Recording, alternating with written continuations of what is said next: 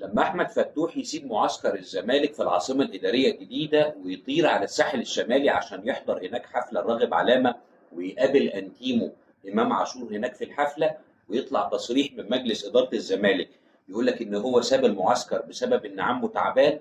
عمه ايه اللي تعبان علشان خاطر يسيب المعسكر علشانه؟ الفكره انك انت التصريح اللي طلع من مجلس الزمالك بيقول لك ان الزمالك مش ناوي يتعلم من اي تجارب سابقه زي فتوح بالظبط. يعني كان عامل مصيبه قبل كده والدنيا كلها وقفت معاه وقالت لك يعني معلش ودي غلطه وطيش شباب ومش عارف ايه. واضح ان اللاعب ما اتعصي وما عندوش نيه للاتعاص. الزمالك عشان خاطر يقدر تقول ان هو على الطريق الصحيح، مفيش حاجه اسمها صفقات هتجيبها، مفيش حاجه اسمها معسكرات مغلقه هتعملها عشان هتوصل لحاجه. لازم ترسي مبادئ، لازم فتوح ما يكونش موجود في الزمالك لان بالنسبه لك ده عنصر مؤثر سيء على اللعيبه اللي موجوده.